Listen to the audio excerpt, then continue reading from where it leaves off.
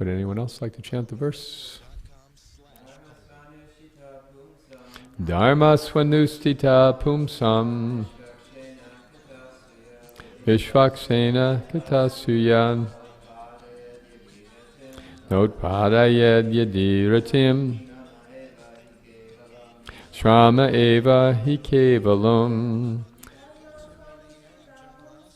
Dharma swanustita pumsam Vishvaksena katasuyan Yotpadayed yadiratim Shrama eva hi kevalum. Okay. Do we have a book for, would you like a book also? Do you have, can you? Right, okay. Oh. Okay. No problem. We'll look around. There we go. Everybody's got cell phone copies. We have one old-fashioned book, 128. Okay, so this is a beautiful verse from the answers given by Sutta Goswami to the questions asked by the sages who gathered at Naimisharanya to ask, what is the future of the world? And in reply, he, among other things, he gives this advice for spiritual growth. Let's say the synonyms together, please. Dharma, occupation, swanustita, executed in terms of one's own position, pungsam, of humankind, vishvaksena, the personality of Godhead, plenary portion, katasu, the message of, ya, what is, na, not, utpadayet, does produce, yadi, if, ratim, attraction, shrama, useless labor, eva, only, he, certainly, kevalam, entirely. And translation, let's read together. The occupational activities a man performs according to his own position are only so much useless labor if they do not provoke attraction for the message of the personality of Godhead. Srila Prabhupada's purport. There are different occupational activities in terms of man's different conceptions of life. To the gross materialist, who cannot see anything beyond the gross material body, there is nothing beyond the senses. Therefore, his occupational activities are limited to concentrated and extended selfishness. Concentrated selfishness centers around the personal body. This is generally seen amongst the lower animals. Extended selfishness is manifested in human society and centers around the family, society, community, nation, and world with a view to gross bodily comfort. Above those gross materialists are the mental speculators who hover aloft in the mental spheres, and their occupational duties involve making poetry and philosophy or propagating some ism with the same aim of selfishness limited to the body and the mind. But above the body and mind is the dormant spirit soul, whose absence from the body makes the whole range of bodily and mental selfishness completely null and void. But less intelligent people have no information of the needs of the spirit soul. Because foolish people have no information of the soul and how it is beyond the purview of the body and the mind, they are not satisfied in the performance of their occupational duties. The question of the satisfaction of the self is raised herein. The self is beyond the gross body and subtle mind. He is the potent active principle of the body and the mind. Without knowing the need of the dormant soul, one cannot be happy simply with emolument of the body and mind. The body and the mind are but superfluous outer coverings of the spirit soul. The spirit soul's needs must be fulfilled. Simply by cleansing the cage of the bird, one does not satisfy the bird. One must actually know the needs of the bird himself. The need of the spirit soul is that he wants to get out of the limited sphere of material bondage and fulfill his desire for complete freedom. He wants to get out of the covered walls of the greater universe. He wants to see the free light and the spirit. That complete freedom is achieved when he meets the complete spirit, the personality of Godhead. There is dormant affection for God within everyone. Spiritual existence is manifested through the gross body and mind in the form of perverted affection for gross and subtle matter. Therefore, we have to engage ourselves in occupational engagements that will invoke our divine consciousness. This is possible only by hearing and chanting the divine activities of the Supreme Lord. And any occupational activity which does not help one to achieve attachment for hearing and chanting the transcendental message of Godhead is said herein to be simply a waste of time. This is because other occupational duties, whatever ism they may belong to, cannot give liberation to the soul. Even the activities of the Salvationists are considered to be useless because of their failure to pick up the fountainhead of all liberties. The gross materialist can practically see that his material gain is limited only to time and space, either in this world or in the other. Even if he goes up to the Swargaloka, he will find no permanent abode for his hankering soul. The hankering soul must be satisfied by the perfect scientific process of perfect devotional service. Srila Prabhupada Ki Jai. Translation again. All occupational engagements are certainly meant for ultimate liberation. They should never be performed for material gain. Oh, I'm sorry, wrong verse. Got ahead of myself there. The occupational activities a man performs according to his own position are only so much useless labor if they do not provoke attraction for the message of the personality of Godhead. Srila Prabhupada wrote this commentary in probably around 1963 or 64, before there was any International Society for Krishna Consciousness, before there was he had any followers, just an elderly monk living alone in Vrindavan, meditating deeply on these verses and wanting to share them in the English language. So Prabhupada was raised in Victorian England, India rather, which had this proclivity for masculine pronouns only. And therefore, he means mankind, means all humanity, men and women. So it should be understood these are not just referring to the male gender when we say his occupational duties. It's meant really for the universal application to men and women, everyone in humanity. So this question is, this point is raised that whatever we do that deals only with the body, mind, and physical being of our existence is a waste of time unless it provokes a message for hearing of the divine consciousness, or learning about how to please the spirit soul. The Bhagavad Gita explains how the soul is sitting in the body like a driver sits in the car. Yantra rudhani mayaya. So the need of the driver and the need of the car are very different. If we're making a road trip and we are low on gas, we have to stop and put the gasoline in because that's what the car requires. And if we are going to sustain ourselves during the trip, we have to drink water, because if we fail to drink water, we'll be dead after just a very short time, 2 or 3 days. So if we put water in the gas tank, the car will not go. And if we drink gas, we will not go. So we have to know the respective differences between the needs of the body and the needs of the soul. The needs of the body rather, are obvious. We need to eat, we need to sleep, we're inclined to mate, and we need to protect our situation. Eating, sleeping, mating, and defending. Nidvahara, maitunya, bhayam in Sanskrit. These are the things that we require physically.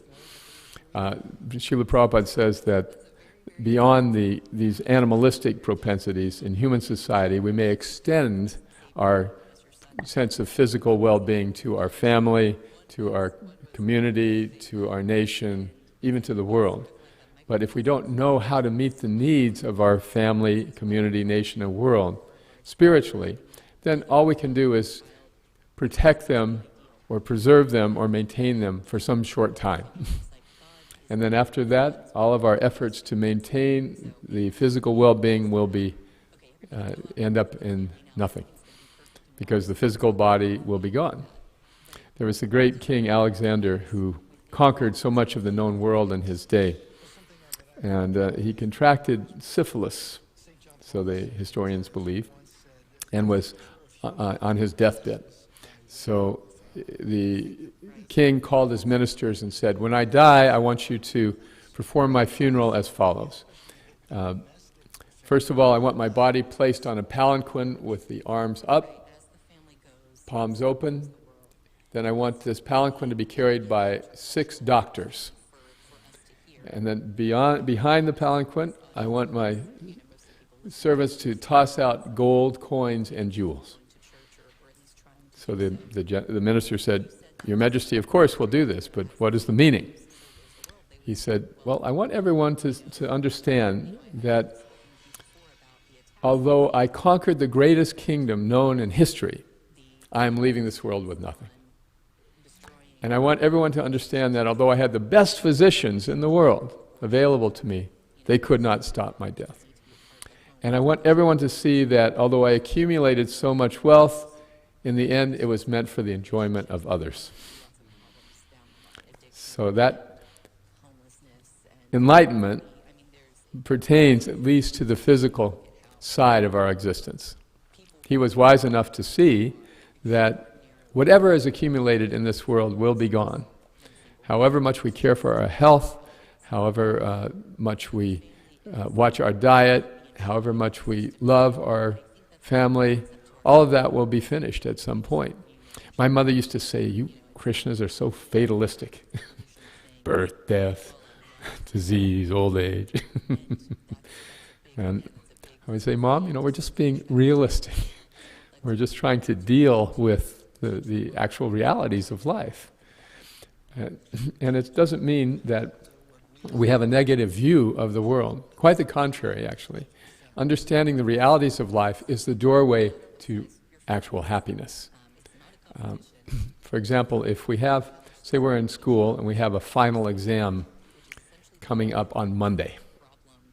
So on Friday night, we're thinking we've been in school all week, now I have to study, but I'll study later. Let me enjoy myself right now.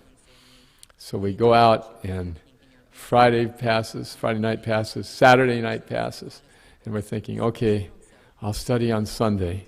The whole time, though, we're thinking, okay, I got to study, I got to prepare. We may be trying to party and trying to enjoy ourselves, but then we're in the back of our mind, we know, I have this exam coming up, I have to get ready for it.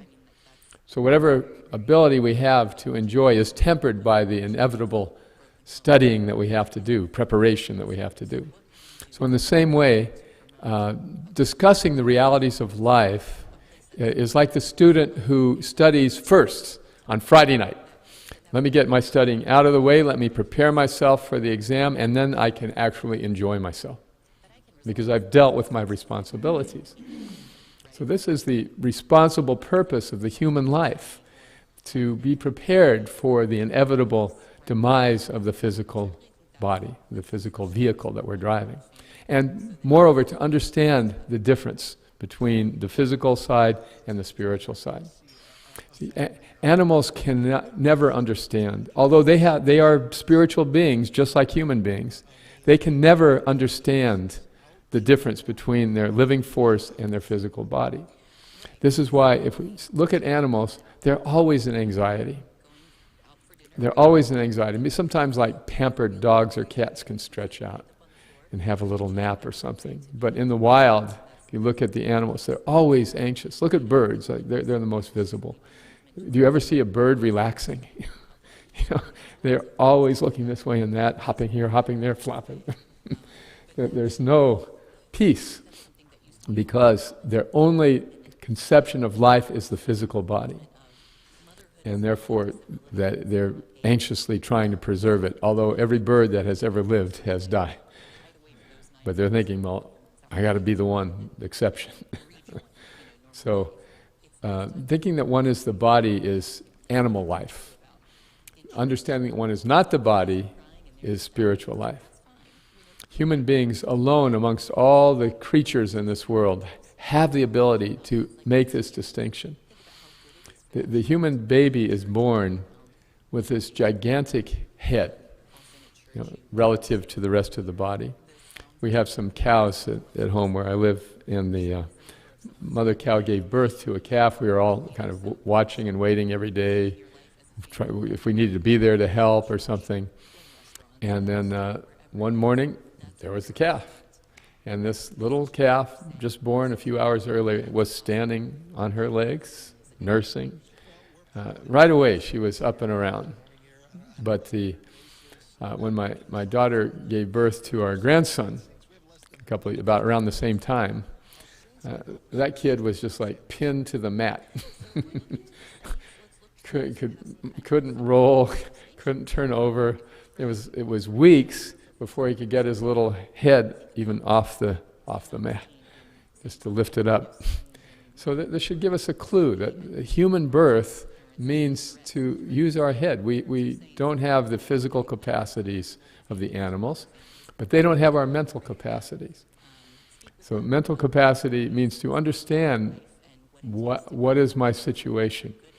Like, why was I born in this particular family? Why was I born in this particular body? What caused it? Why, if there is a God who is, what does Hridayananda Maharaj say, triple O's, omniscient, omnipresent, and omnipotent, yes. If there's a good, all-knowing, all-good, all-powerful God, why are there so much discrepancies, so many discrepancies in human births? Why are some people born in countries that are at war or in famine or in poverty? Some people are born in countries where there is comfort and all care and no threat. This is the kind of question I used to ask in my Sunday school. When I was a young man, I asked the teacher this question, and she said that it is one of the mysteries of God.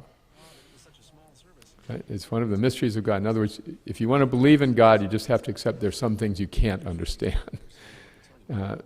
Even Billy Graham, the great Christian teacher, the minister to presidents from Eisenhower through Obama, he was asked why God would allow 9/11 to happen and 3,000 innocent people to be killed. And he said, I have been a practicing Christian my entire life, and I cannot honestly say I can answer that question. But, he said, it does not shake my faith in God. So that's very nice that he has this unshakable faith in God. But at the same time, are there no answers to this question? Why are there so many discrepancies, even amongst ourselves? You know, our mental capacity, physical capacity, our financial capacity, so many different considerations. Why are some people seem to have it all and some people don't? This can only be understood by recognizing the existence of the eternal soul. Just as is in this life, if we work hard and we buckle down and we go to school and we present ourselves well, we can get a good job and a good income. We get the results of what we do. And if we don't study and we don't dress well and we are casual in our job application, we may not get the job. So based on what we do, we get some results. This is the law of karma. We see it all the time, every day. And if it's existing now, if it's a universal law in our lives, why would it not exist in our multiple lives? Only that could explain to me when I began reading Bhagavad Gita. Then I got the answer to my question. Oh, whatever I am now is a result of what I've done in the past. And this indeed adds to the value of our spiritual education, because then we can understand what we are doing now will result in our future situation. So the great writer Emerson, I believe it was, said that the West, the Occident, the Western part of the world, is that strange place where people think they only live one life. It is much more common knowledge, especially in India, that there are multiple lives, and so people calculate their activities that way. People like to give charity, for example, in India, because they believe if I give charity now, in my next life, I'll get it back. If I do something pious now, in my next life, I will benefit. So we don't think that way in the West because we have this concept of the body is ourself. I don't know if any of you are old enough to remember, there was a hair coloring product advertised in my youth called Clairol or something. Remember this? And their slogan was, if I only have one life to live, let me live it as a blonde.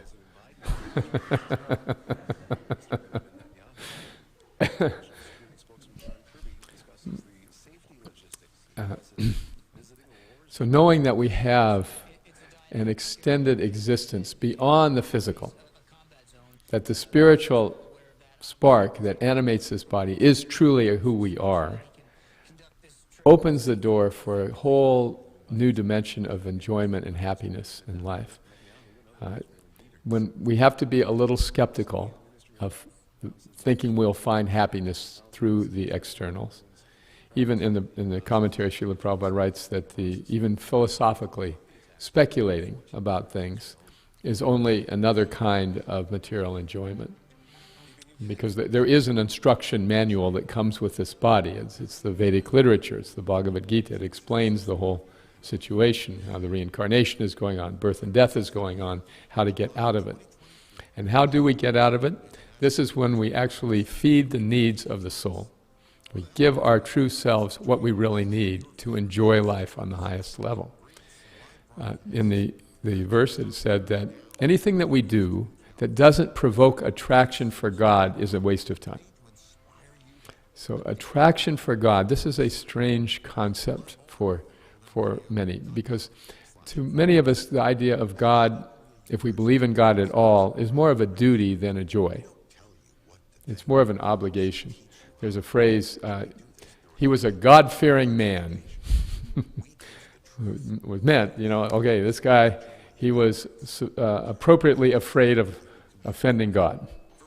So the problem with this is that it reduces the understanding of God to the universal judge, Judge Judy on a cosmic scale. And all God is doing is yes, no, heaven, hell, heaven, a rather boring job. And the concept of God in this way is so limiting to what He could do. I mean, would we enjoy that repetitive job eternally? What a boring routine, just judging everybody who comes along. So in the same way, thinking of God like this is boring. It's just, okay, I have to be afraid, I have to be obedient, and then maybe He'll spare me. You see, it's a very much of a business-like exchange, but God is so much more than this universal judge. He's so much more richer, and He's enjoying on so much more of a higher level. In fact, this whole duty of administering justice based on karma is delegated to Yamaraj. He doesn't bother with it. The Supreme Lord is the supreme controller of everything. And He manifests Himself in countless ways to take care of all of the other business that exists, so that He can enjoy. What does the boss of the corporation do, like a Microsoft or an Amazon? They do whatever they want. If the Amazon CEO wants to set up a space venture and go into space in orbit, he does that. What is the necessity? There's no necessity of it. It's just something he wants to do. So this is what we understand God to be in the highest understanding, that He's doing whatever He wants. For example, Krishna is carrying a flute. Why do you think Krishna has a flute? So that everybody knows He's got no work to do. He can just sit whenever He wants and play his flute. Balaram carries a plow. His first expansion, Balaram, he's got a plow. He has to deal with things. But Krishna's got a flute. No responsibilities.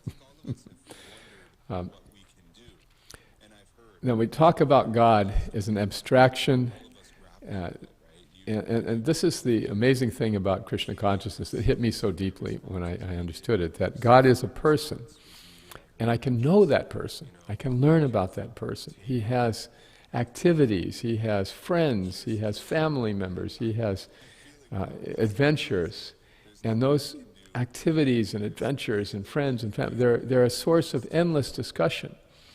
If we're talking about a person, what do we, but among ourselves, what do we talk about? How does this person look? What's his family like? What has he done? What are his talents? What are his, his foibles? So many topics of conversation can center around a person that we know.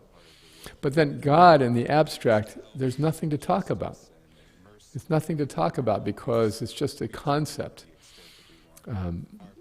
John Lennon, who had been a theist, became an atheist later in his life, and he wrote a song called God. And in this song he sang, "God is a concept by which we measure our pain." Anyone ever hear this song? No. You remember? It's like Nandini and I are, anyway. Now you all get to witness like a couple of members of our generation, like a museum or something. Anyway. Yeah, God is a concept by which we measure our pain. I didn't understand that when I heard that in the 70s, but now I understand what he was talking about. If we stub our toe, we say, "Oh God." Or we misplace our phone, "Oh God." But if we are in a car accident, "Oh God." So it's a little pain, it's God. It's a lot of pain, "Oh God." So it's a concept by which we measure the degree of pain we're undergoing. Then he went on to say, "I don't believe in God, I don't believe in," etc., etc. So it's reasonable to say, "I don't believe in God," if all he is the universal judge. I don't want to live in fear. I don't want to live in intimidation. Any sensitive person will come to that realization. We don't want to live under a threat. This is why governments are overthrown, and this is why people get out of abusive relationships, because no one wants to live in fear. It's just, if we're honest with ourselves and we really understand ourselves deeply, then we'll naturally get out of situations of intimidation. But so if God is only that, then Lenin is right. But if God is more than that, then we have this opportunity to understand more about him. So from the Vedic literatures we can understand all these aspects of Krishna, how he's controlling everything, how he's kind to everybody, how he is in everybody's heart, how his whole... we can understand not only how he creates the world, but why. Like there's a description in the Bible how God created the earth, but there's no explanation about why he created it. And why does he create it? From Bhagavad Gita, can anyone say? That's why he comes, but yeah, why does he create it? It's in chapter 15, verse 7, I believe. Yeah, that's it. Manakshastani Indriyani.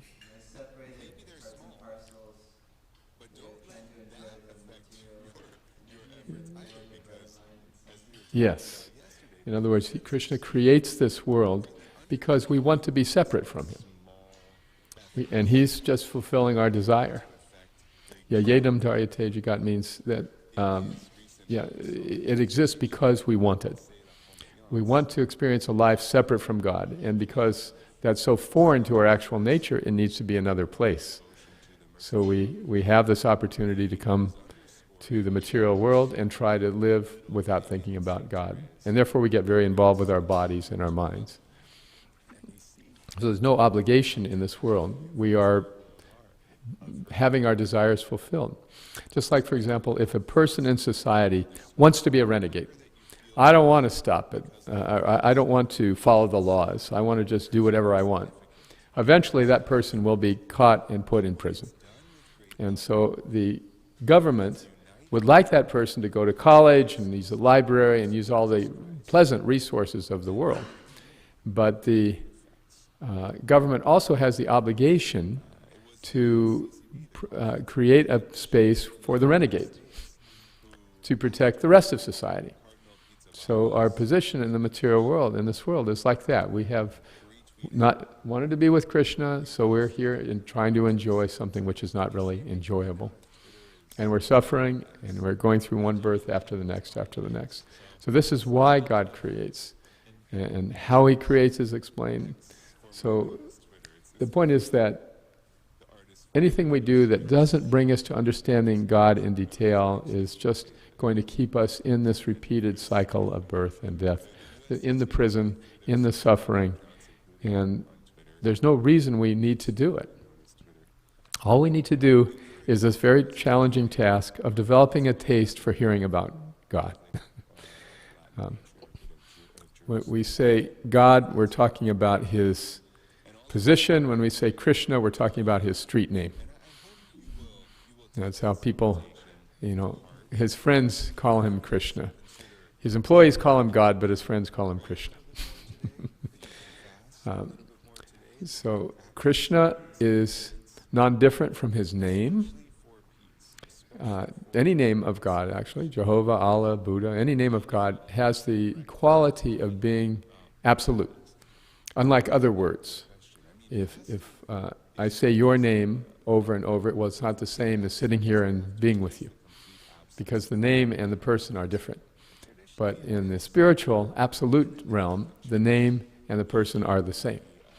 So if we just recite the names of the Supreme, we are associating with the Supreme. He's that accessible. His activities are full of interesting nuances and incredible adventures. We all like to hear about the adventures of great people in this world or in the world of fiction. Right? If the heroes in our movies were not doing amazing things, we probably wouldn't go and watch them. So the pastimes of Krishna are more amazing than anything Hollywood can produce, because His pastimes are, first of all, true, and secondly, hearing about them awakens our spiritual lives. We talked about the needs of the Spirit. This is what the Spirit needs, to hear about its Creator, to make a connection with its Creator. That is like drinking water in our road trip. This is feeding the needs of the inner soul. Not only water, but all kinds of delicious food and juices and beverages and desserts. Because Krishna's pastimes are like that. They're unlimitedly sweet and full of varieties, full of nuances. And becoming knowledgeable about them and then talking about them is very joyful. So to somebody who doesn't know about them, this may seem esoteric. This is the sort of thing that can only be experienced subjectively. In other words, the idea is there, that if we learn about Krishna, we talk about Krishna, we chant the name of Krishna, it awakens a great new dimension of enjoyment. But we can talk about it, but it has to be experienced to actually be understood. When we hear about Krishna and learn about Krishna, we become more and more connoisseurs of Krishna Katha, of topics about Krishna. We enjoy exchanging discussions. Well, Krishna did this, and Krishna did this, and I read that, I read this. This becomes a source of great pleasure. In the Sanskrit, it's called bodhayanta parasparam, that we enliven each other, and our association becomes not like just we share the same interest in the same football team, but we share this great joy of spiritual awakening in our exchanges. That's why the community of devotees is such a special community, because there is a kind of happiness that comes from it that is inaccessible on the material platform. I mean, we all have friends, we all have company, but the company of devotees, the friends of devotees, that nourishes our spiritual lives on and on. So we practice this in our ashrams, in our temple. we practice chanting as the main practice.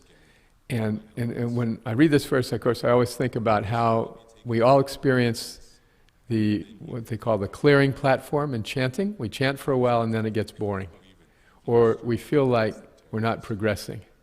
Anyone ever experienced that? Yeah, we all experience that. So initially there's a great rush of awakening of spiritual life when we suddenly come out of the material concept into the spiritual concept of life. And it's incredible. I know I experienced this when I was 18 and it has lasted me my whole life. Just that contrast from my previous life to the spiritual awakened life that Srila Prabhupada has given us. But after the initial rush, it's like an introductory offer. Right? When they want to market a product, first they say, okay, here's a special introductory price. Or Black Friday, right? Before the holiday season. You buy now and you get this reduced price. So introductory experiences in Krishna consciousness are like that. It's a rush of joy. It's a rush of realization. And then we come to a platform where we are, okay, I am committed to the practice of bhakti. I want to continually develop my relationship with Krishna throughout the rest of my life. And then it can become dry. Now, what happens then? We don't have much attraction. We're not feeling much attraction for hearing and chanting about Krishna. So, what are some of the strategies that you have tried? You might like to share with everyone. Anyone like to offer Narottam, birthday boy? Associate with enthusiastic devotees. Yes, find people who have a taste and get in their company. Yes, good. Okay, other ideas, strategies? Yes, Oji. Hear more about Krishna. Yes, this is a really good example, a really good strategy. In other words, we don't have a taste, but we take it anyway. Yes, this is the example is given of jaundice. That when one is suffering from jaundice, the taste of sweet things is impeded. In other words, sugar, you not only cannot taste the sweetness of sugar, but it tastes bad. That's one of the symptoms of this liver disease. Excuse me, but the cure for jaundice is sweet. You have to eat sweets to get over the disease. So taking the medicine that is actually sweet in nature but tastes bitter, that's a good strategy for dealing with this lack of taste. Yeah, we were talking yesterday about the the lady who said to the wise sage, I love to hear you talk, but I don't remember anything. What should I do? And he said, bring me a basket of Ganga water tomorrow and I will tell you. And she said, but how can you put water in a basket? He said, never mind, just bring me a basket of Ganga water tomorrow. So the next day she came, she had an empty basket. She said, Maharaj, I went to the Ganga, I tried and tried to get water, but I couldn't keep any water in the basket. And he said, yes, but now your basket is clean. So even if we can't retain our hearing and chanting about Krishna, or what we learn about Krishna, even if we can't retain, just hearing it is purifying. And so coming to the class and reading the books and associating with that spiritual energy purifies us. Nandini, what is your strategy?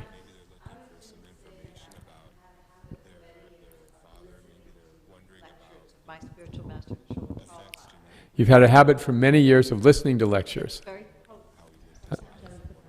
Can you share?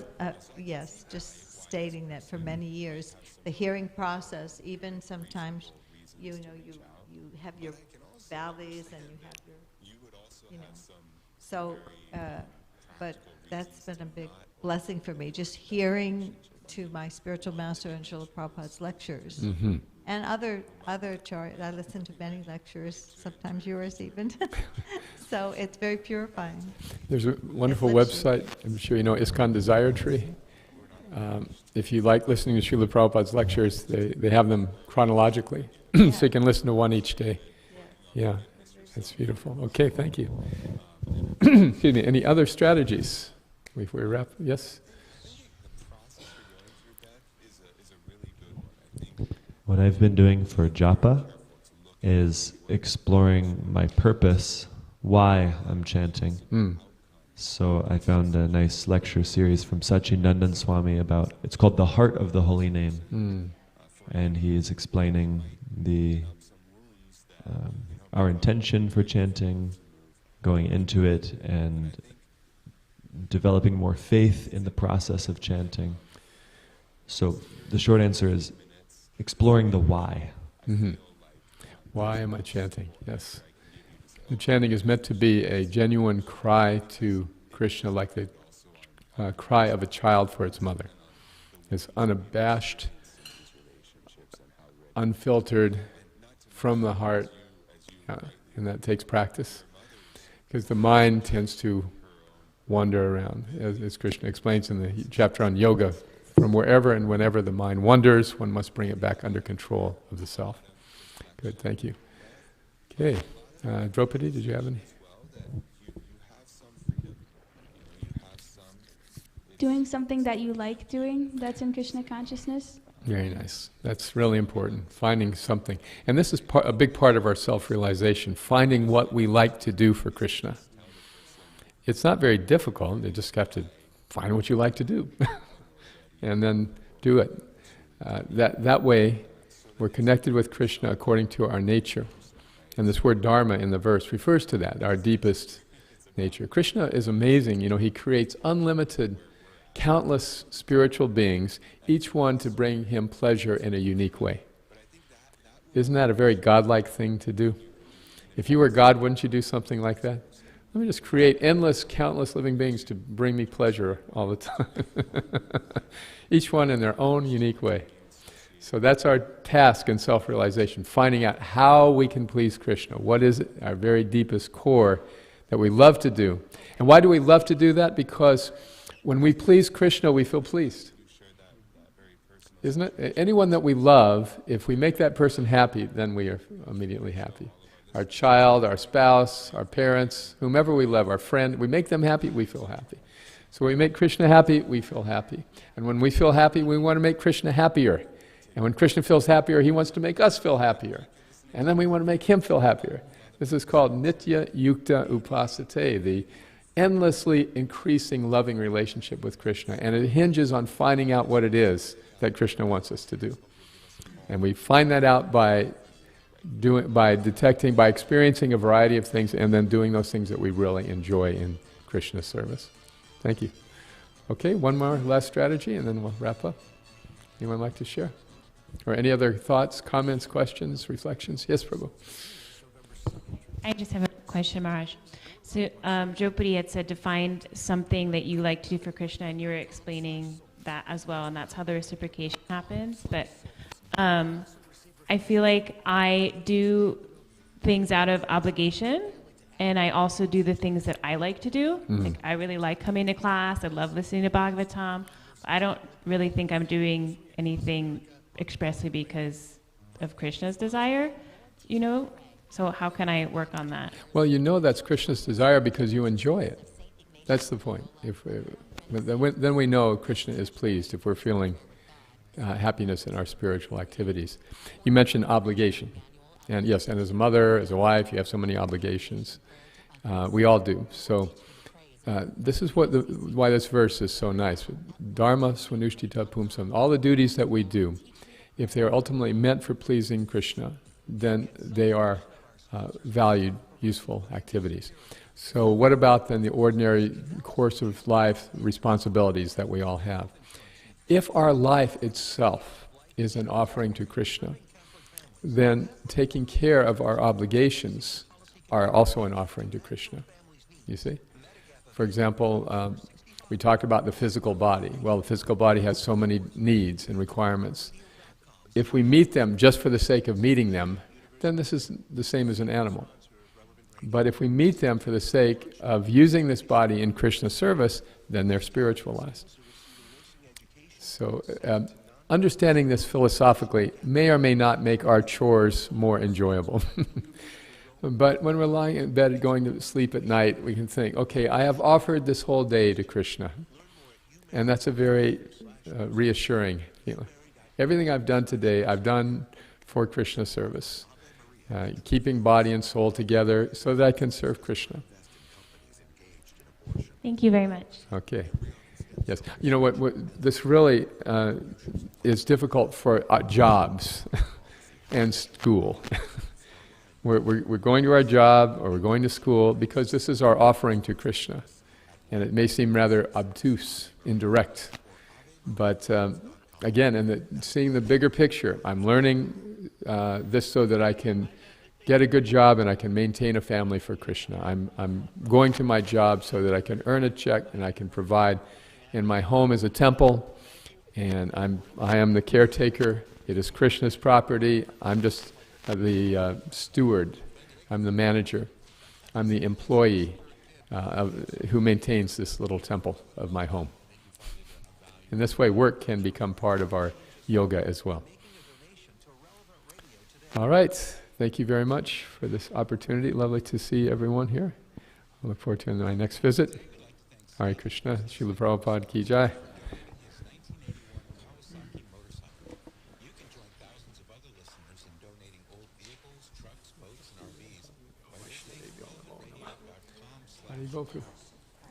Yes.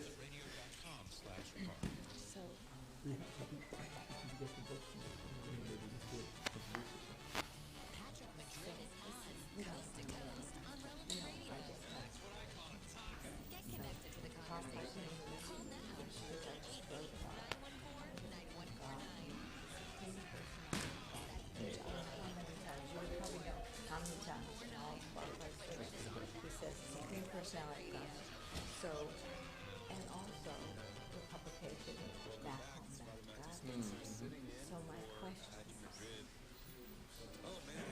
is, so were we with God or were we with the Supreme Personality of Godhead originally? So this is $1 million question. Were we with God or were we with Krishna? Right. In other words, we were God in Vaikuntha or I see.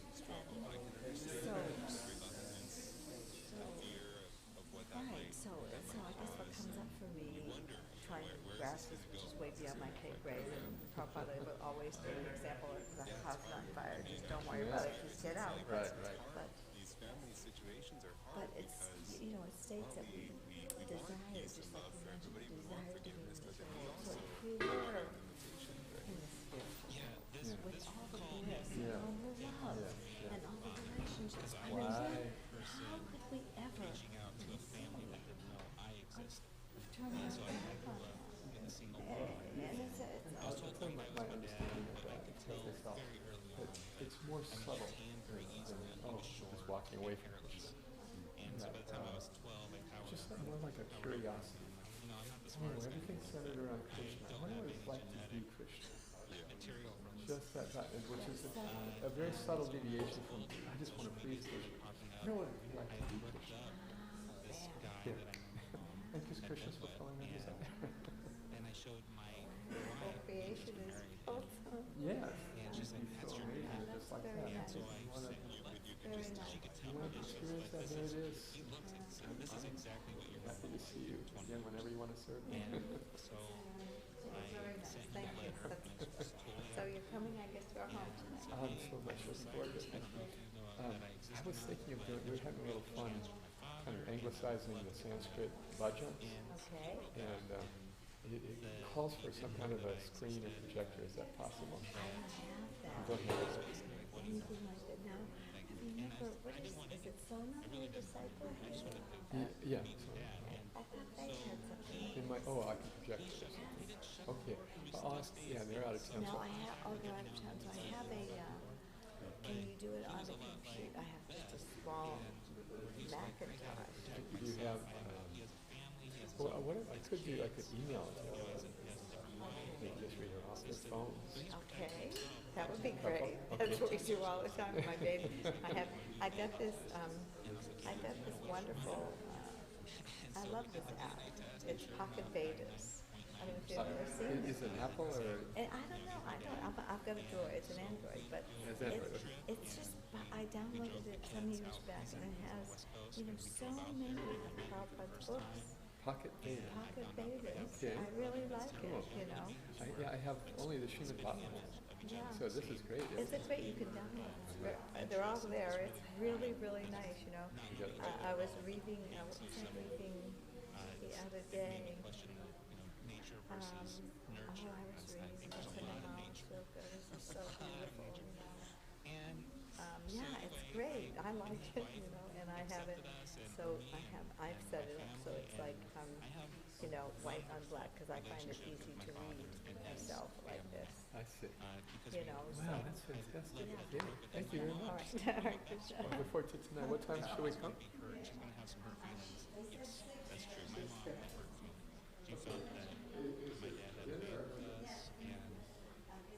So it was hard. It was hard for my mom at first, but within 4 or 5 years, we ended up having a Thanksgiving where I had my mom and dad in the same room, and they're laughing and joking, and I'm making jokes about how I'm trying to get my parents back together. At 35 years, 40 years old. My name's Ethan. It was great. It was lovely, and that wouldn't have happened if that door had been slammed shut. There was no chance for It's because I've been coming on and off like 3 years. Okay. And then recently I come usually like every morning now. Oh, Because of my schedule, I can't come in the morning. nice. So I just like the way you can this because sometimes it's kind of hard to understand. Ah, Because they can feel like that. and it's something so Like, what? giving someone But the fruits of that. I was just pretty much It's indescribable. I'm trying to I really have a understand feeling now that the whole. I wouldn't have had And if I had been closed off. what's your best advice on somebody that's like what's your situation? Do you read or do you chant? Well, I have so many books because I like the whole religion. Like I've always been real amazed by the whole Christian stuff. And then when I started coming, I was like, and then I have so many books because I'll see something with Christian on it and I'll buy it. No, I see. So I have like stacks of books. Yeah, So I need to start reading. You're like me, put them by your bed at Yeah. night by osmosis. Maybe. Maybe it will come to my head. But like every night, like I'll have like chanting music, and that's what I go to sleep to. And then I wake up and I have been chanting, but then I stop and then I start. What kind of work do you do? I'm a person. And where, are you Jewish often? I live in the other side of downtown. So it's a bit like 20 minutes. The chanting is like our individual thing, but then associating with other devotees is one of the most powerful.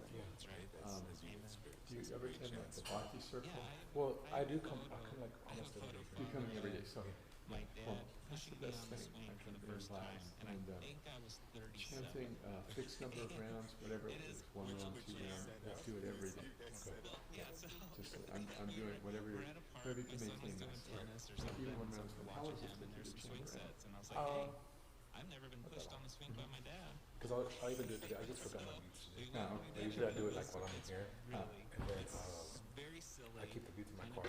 So But if I'm on just break, looking at it I'll makes go to me my car and just kind of. That's great.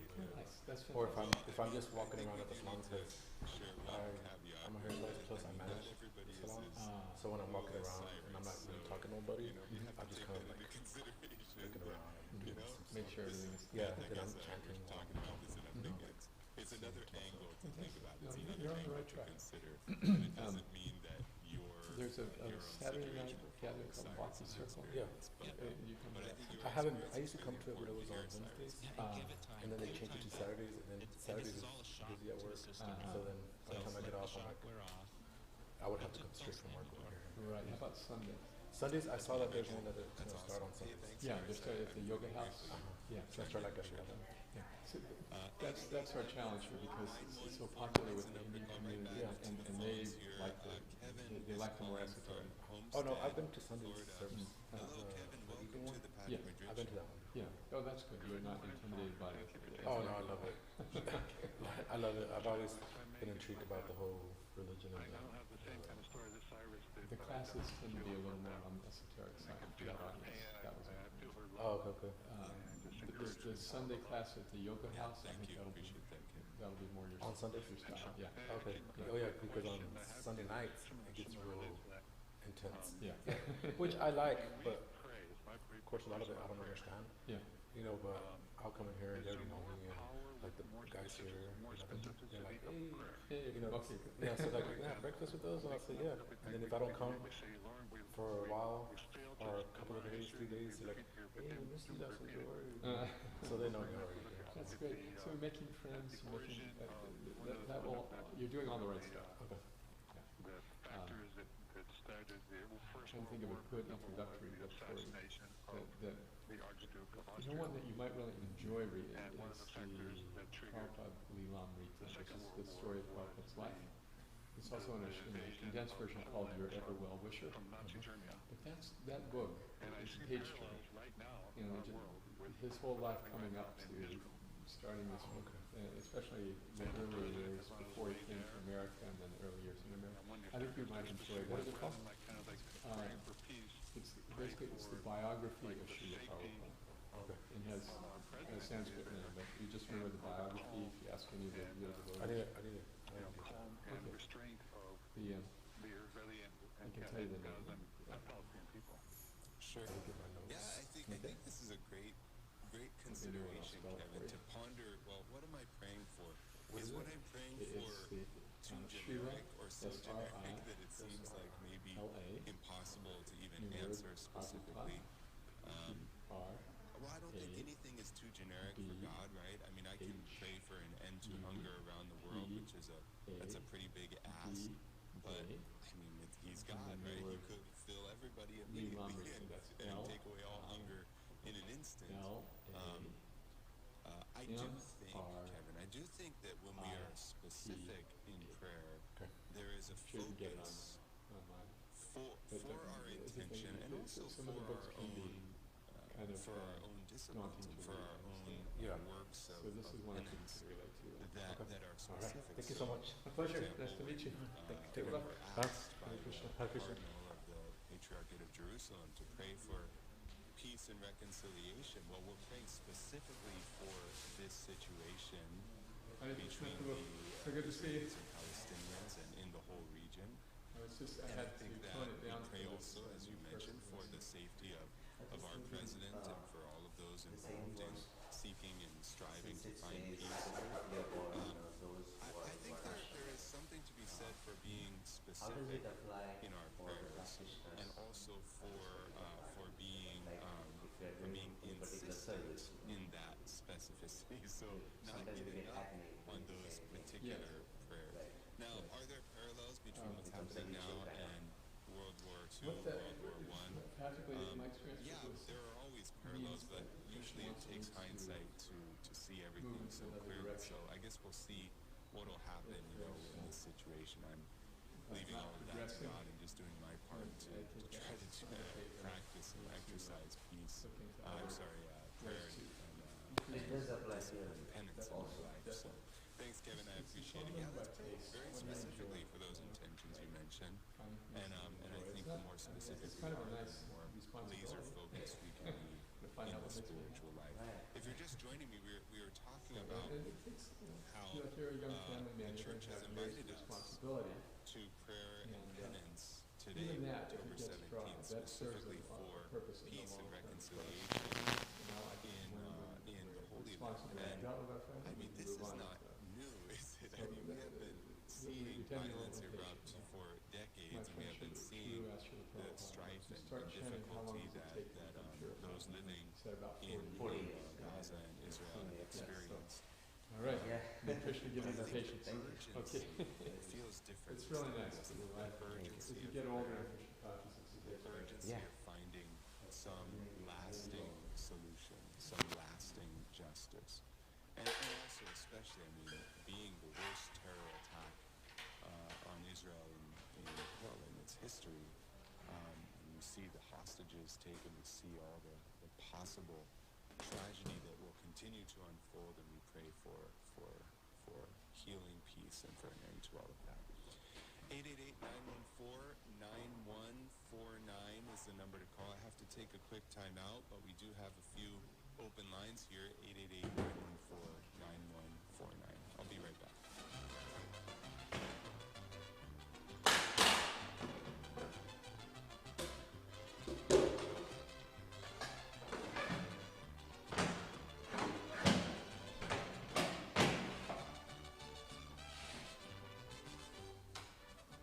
The medication abortion pill is it's a dangerous drug, and it should be categorized as a dangerous drug. Hi, this is Cale Clark. Thank you for joining us in praying over 500 million memoraries to end abortion in America. Your prayers help put an end to Roe versus Wade, but the fight for life continues in the state level. Please join us as we work towards our next goal of 600 million memoraries. Protection of all human life, conception to natural death. Add your memoraries to our tally by clicking on the Memorare meter at relevantradio.com. Let us pray. Remember, O most gracious Virgin Mary, that never was it known that anyone who fled to thy protection, implored thy help, or sought thy intercession was ever left unaided. Inspired with this confidence, we fly unto thee, O Virgin of Virgins, our Mother. To thee do we come, for thee we stand, sinful and sorrowful. O Mother of the Word incarnate, despise not our petitions. From your mercy, hear and answer us. Amen. Donating property to Relevant Radio is a great way to provide support and funding for the programs you love. The Cale Clark Show. Morning Air. The Patrick Madrid Show. Drew Mariani. If you have a second home, land, or commercial property that is costing you money and not being utilized, donating it is a great way to give back, and you may even claim a significant tax deduction. Submit your asset for consideration at relevantradio.com/property. That's relevantradio.com/property. Relevant Radio is supported by Notre Dame Federal Credit Union. We work hard for your money. Now let it work for you. Earn up to 4.75% annual percentage yield with Ultimate Personal Checking and receive $200 when you add a direct deposit. Business and nonprofit accounts also available. Visit NotreDameFCU.com/ultimate to learn more. That's NotreDameFCU.com/ultimate. Rate subject to change at any time. Hi, this is Father Simon, way out here in cyberspace, and we continue with Bible Programs on Tuesday nights on the Feast of Mercy. Gracious being here. I can't help it. Everything is fascinating. I'm talking about international is on Tuesday. Join me for an hour of journalistic excellence in the right at 1 p.m. Central Time on Relevant Radio and the Relevant Radio app. If you're in the market for health insurance, our sponsor, the Catholic Order of Foresters, is here to help you and your family find the most cost-effective plan.